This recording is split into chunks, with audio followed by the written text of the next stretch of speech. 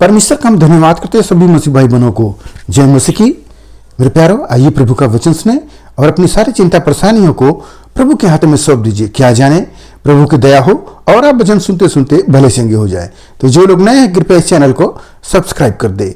तो मैं आज का वचन उनके लिए लाया हूं जो लोग परमेश्वर को छोड़ दूसरे पर भरोसा करने लगते हैं या सोचते हैं कि वो मेरा मदद करेगा या उनसे कुछ पाने की उम्मीद होती है। तो यह कार्यक्रम उनके लिए है। आप लोग ध्यान से सुने, प्रभु आपको आशीष देंगे।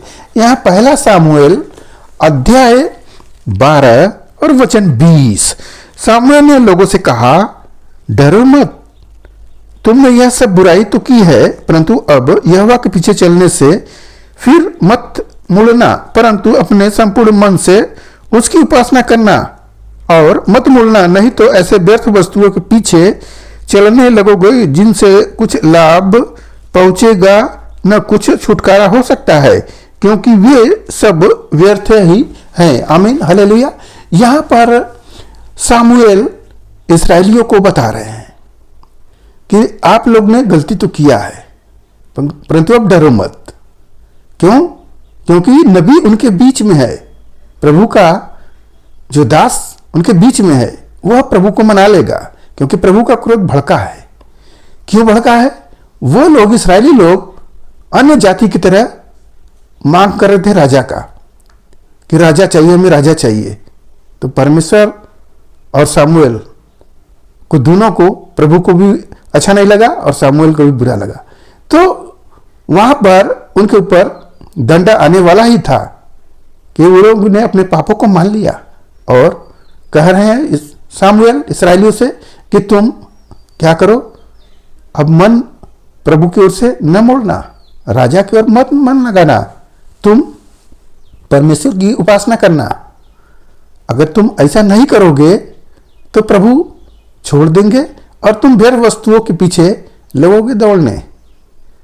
तो हम इस वचन से समझते हैं कि जब हम परमेश्वर को मानते हैं और उसकी विधियों को मानते हुए जब चलते हैं तो हमारा सब कुछ ठीक होता है। जैसे ही हम छोड़कर दूसरे पर जाते हैं तो हमारे जीवन में समस्याएं आ जाती है। तुरंत नहीं, कुछ टाइम के बाद आ जाती है और हम परेशान, हताश हो जाते हैं। तो यहां पर आपके लिए एक पास्टर है।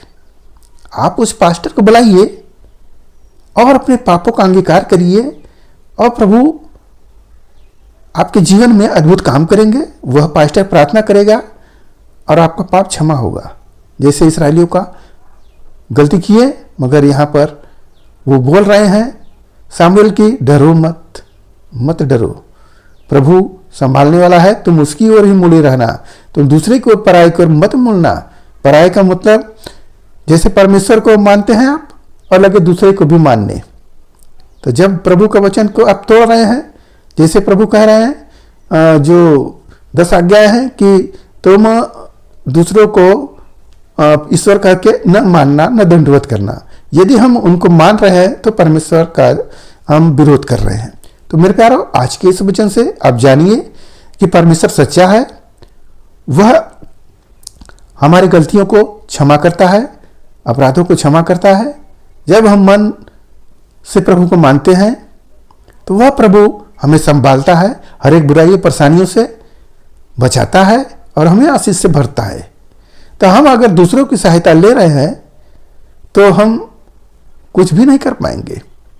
आप देखेंगे दाऊद भजन संहिता में बता रहे हैं कि हम परमेश्वर की सहायता से वीरता दिखाएंगे, क्योंकि वही हमारे सब शत्रुओं को रोकता है। तो हम परमेश्वर का जब हम सहायता लेते हैं तो हमारे जितने भी शत्रु हैं, जितने भी बीमारी परेशानियां हैं, रोग है और जो भी शत्रु हैं, जिस प्रकार की समस्याएं हैं, वो प्रभु सबको ठीक करता है। हालेलुया। तो मेरे प्यारे, आज के इस वचन से आपको समझ गए होंगे कि परमेश्वर का नियम को मानना और उसके विधियों पर बनाए रखना, चलना, तो हमारे जीवन में आशीष का कारण होता है। तो आइए आपके लिए हम प्रार्थना करें। मान परमेश्वर, हम आपका धन्यवाद करते हैं इसमें राजा, आज के दिन प्रभु जो ये वचन मिला, जितने सुने प्रभु उन्हें आशीष मिला, उनके घर परिवार में सुख शांति बनी रहे, सभी लोग भले चंगे रहे। धन्यवाद करते हुए प्रार्थना यीशु मसीह के नाम में, आमीन।